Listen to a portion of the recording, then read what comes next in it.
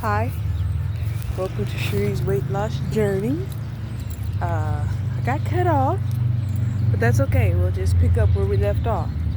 Where we left off was it was tragic, and it is tragic when people feel that, because they didn't have a father in their life, that denied them the opportunities that they could have had by having a two-parent household, and that they weren't able to learn through observation what love means in the household, and truly, it's a struggle, and it seems like the only people that want to invest in you and your family, including, maybe the mother's potential love partners, come in the door, seeming like all they want to do is take, because the mother with children have to present themselves to another man, that they can provide this other man as an opportunity. And he does come across in many respects as an opportunist. So they kind of learn the opportunistic behavior of the man that came in to be with their mother. And that's just point blank. Even in the best of circumstances and situations, that's how it appears. Now, if the father is still present, in the children's lives, like by showing up, once or twice a month, occasionally paying child support,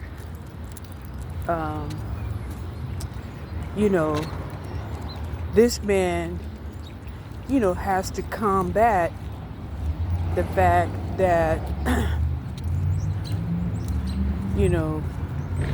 he has, opt out of the family, and, has to present a adequate reason why, they, opted to leave them and the mother,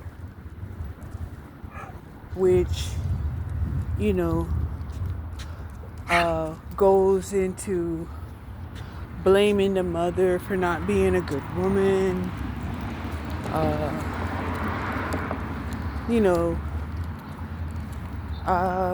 the nicest way, they could probably say is that, we had irreconcilable differences. And, but then the kids would still say,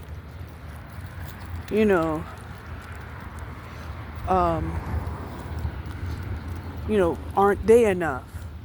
Why is it that even though you left, their mother, that, you have to be court ordered, to actually visit with them? Now, if their father has taken up with another woman,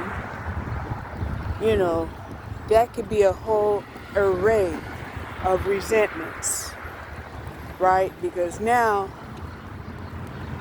they don't understand where they fall in the hierarchy of the family.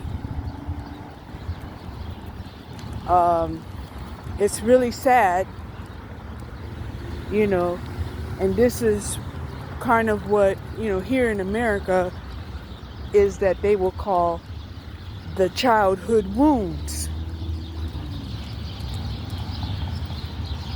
The childhood wounds that these children have a hard time understanding and accepting until, maybe when they get middle-aged and they start having families of their own.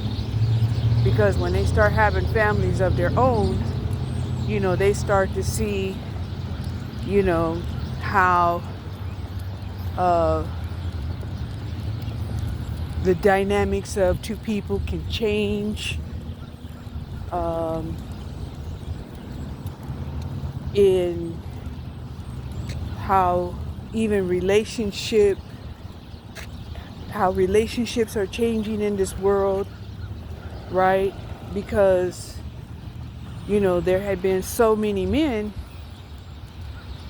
who were hypocrites, and, they would use biblical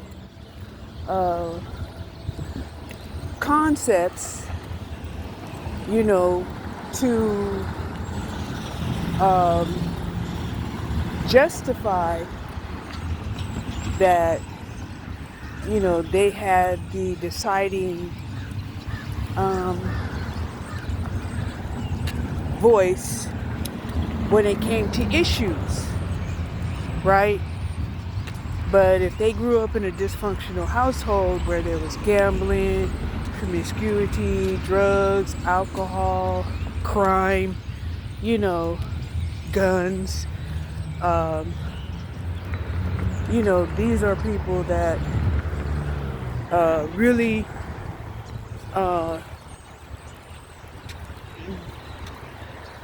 don't have proper ability to be empathetic enough to actually lead a family. Because when you have a family, you have to sacrifice all of those vices, for the family, right? And you'll hear a lot of those people, they will sacrifice themselves for the group of people that they hang out with, which is interesting, right? They would sacrifice their lives for other gangsters, other people that are involved in crime.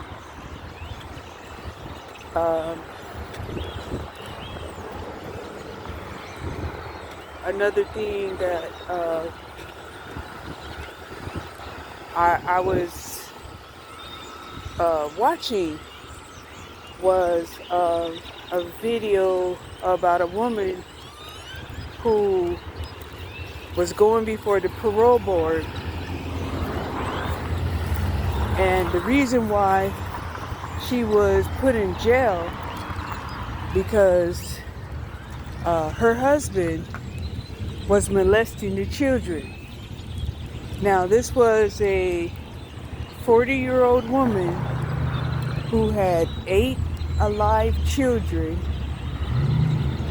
4 children that did not survive, and she was pregnant, right? And there must have been, like abuse in the household because they had prior incidences with the court system and CPS.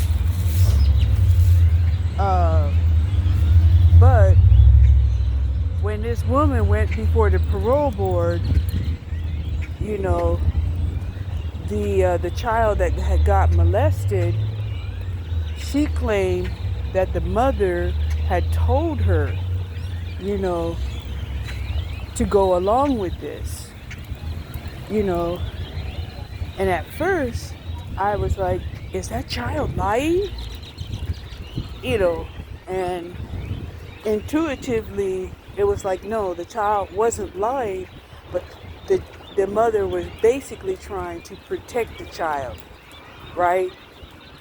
And it was like, you remember when you had seen this other parole hearing where the mom, was trying to stop her husband from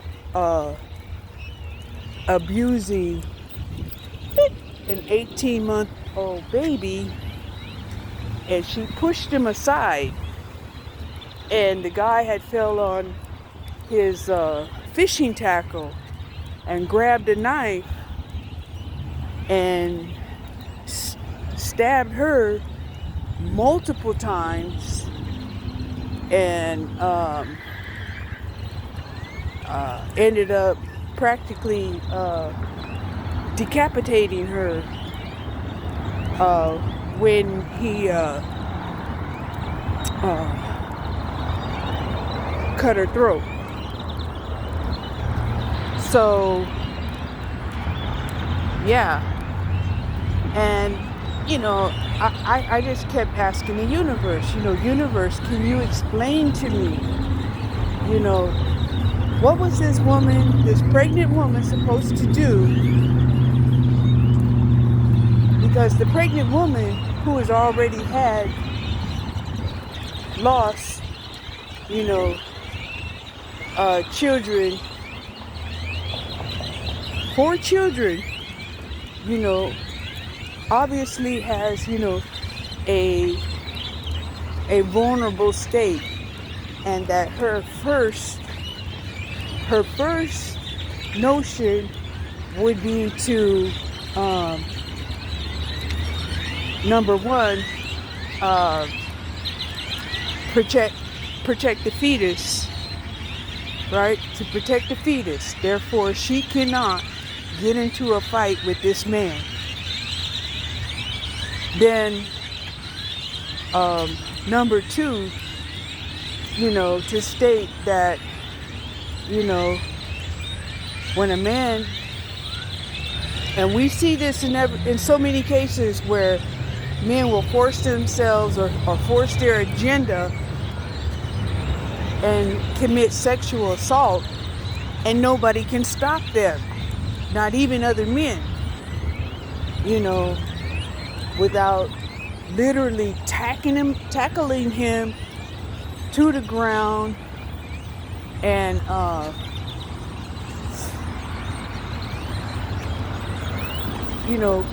physically, restraining him.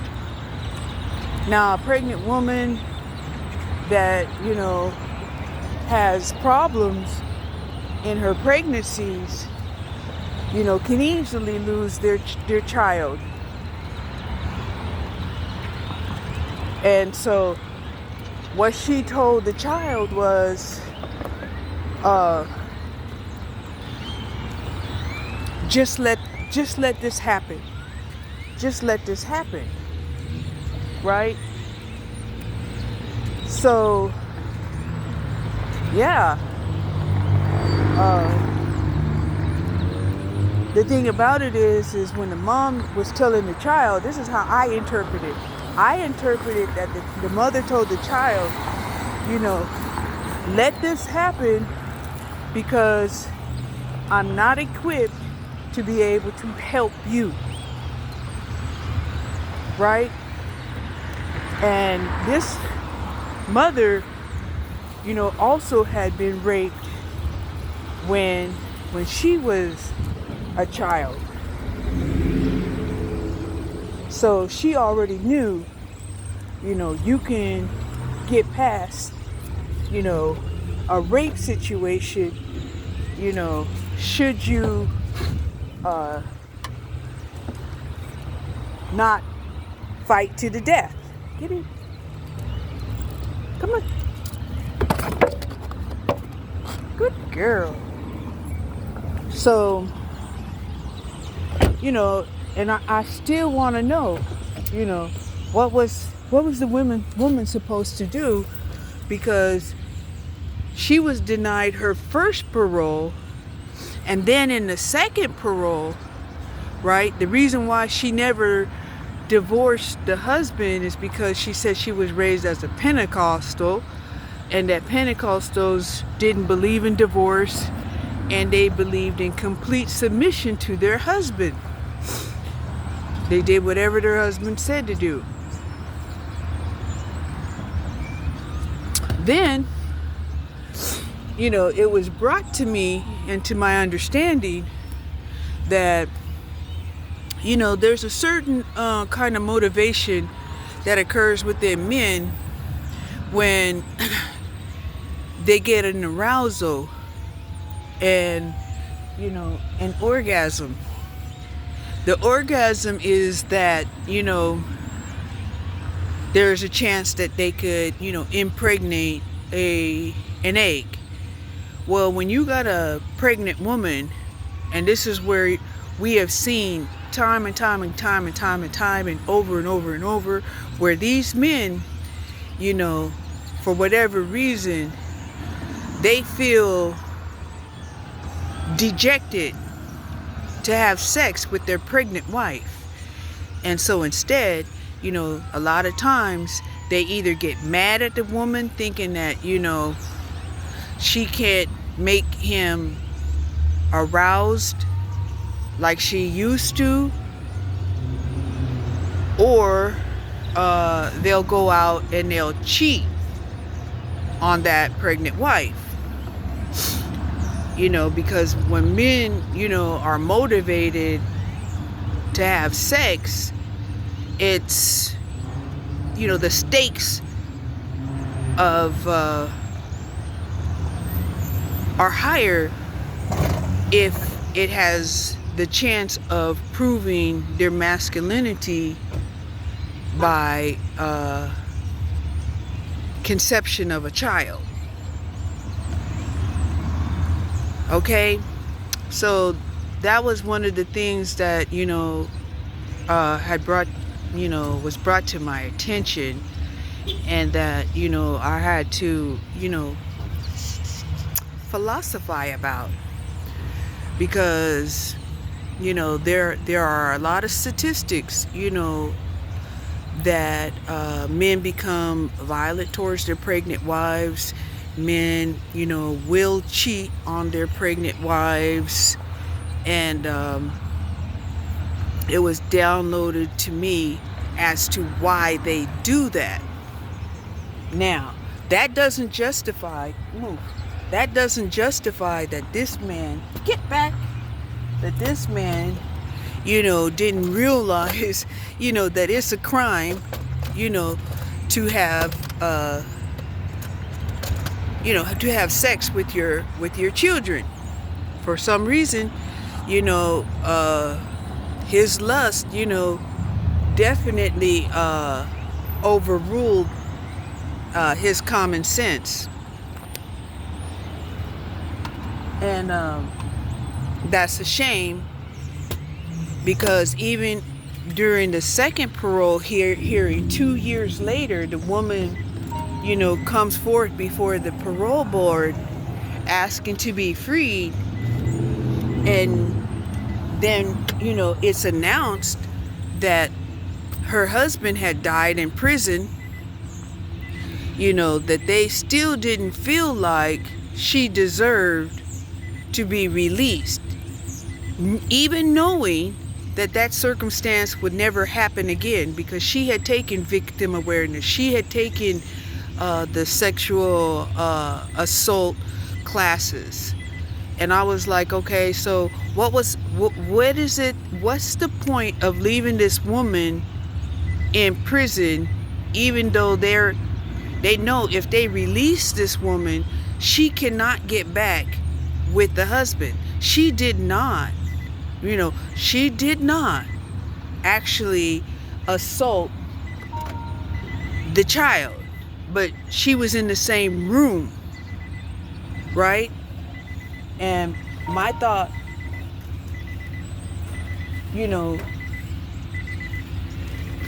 remained the same, that there's just no way, a woman can actually penetrate uh, when it comes to uh, violation of anybody, right?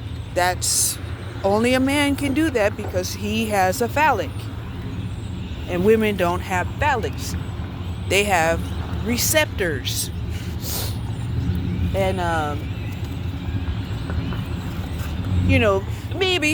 maybe, in time, I will get the answer to my question. But the woman was, denied parole for the second time, and the only thing that I can think of is that this woman is made as an example that you have to do any and everything that you can do to stop the predation. Yeah, so hold on.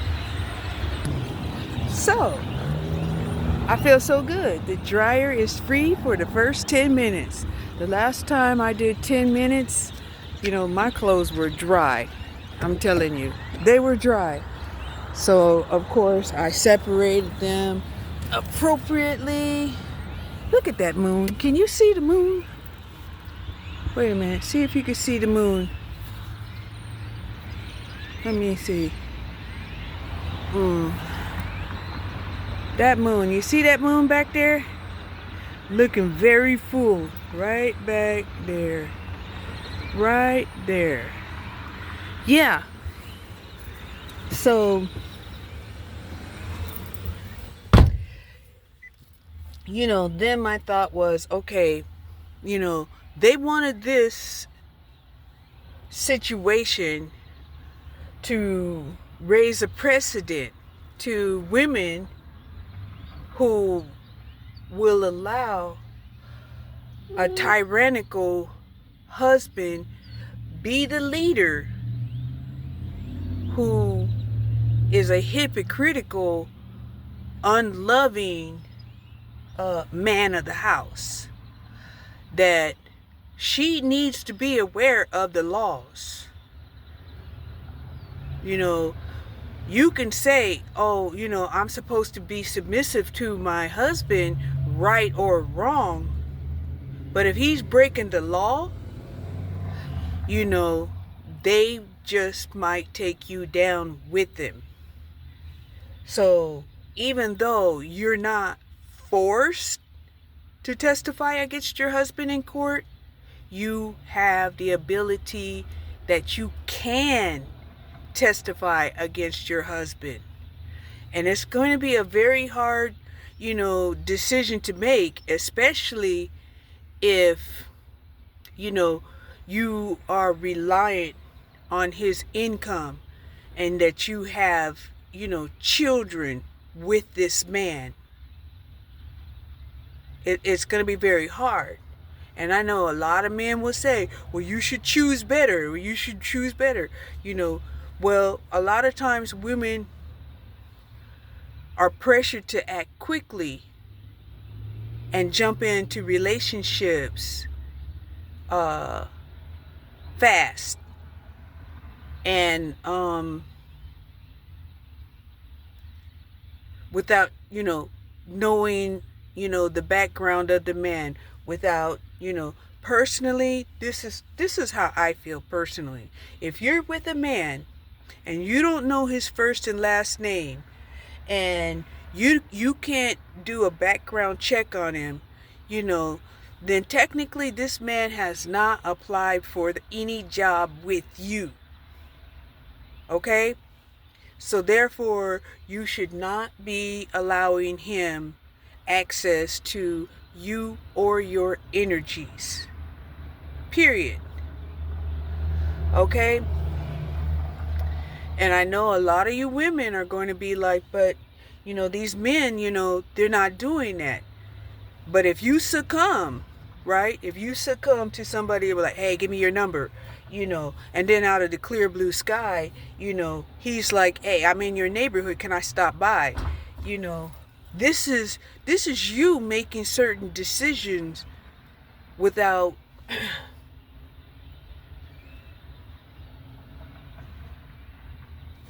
taking your own safety precautions in your hands. And I know we want to believe that the world is a safe place and that we should give people the benefit of the doubt until proven otherwise. But if your safety, if your peace of mind, if your health, or if your children, could be at jeopardy, you definitely need to take serious precautions. Otherwise, what else are you going to do? I mean, you're gambling against the odds because you don't know the background of this person. You haven't seen this person's health portal. If they have mental illness or an incurable or even a terminal disease. And even if they come at you, because they've been attending the same church as you, that doesn't mean that this person, is clean. Anyway, I was prompted to put this video out. It was weighing hard on my mind, and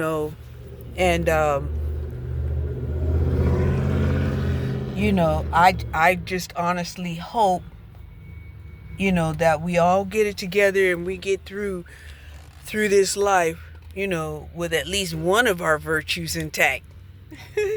Anyway, thank you for watching Cherie's weight loss journey and some of the things that she thinks about.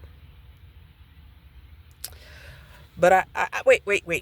I guess I could tell you. I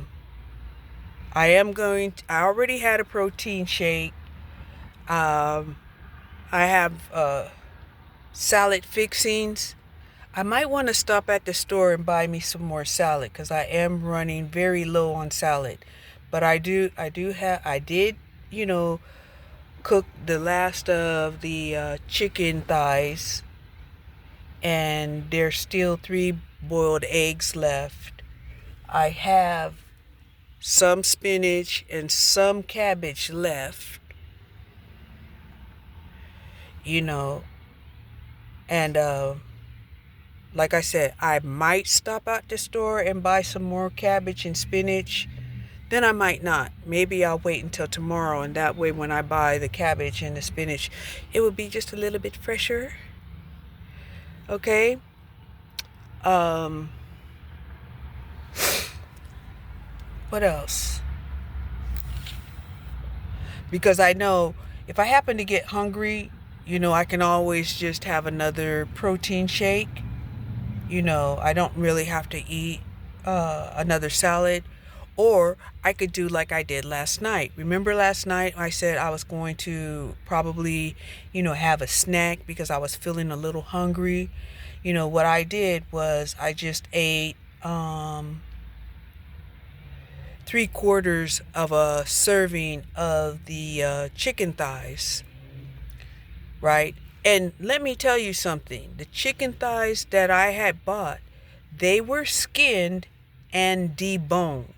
They weren't, like your typical chicken thighs, that had the skin on them and weren't deboned. They were skinned and they were bone out, right?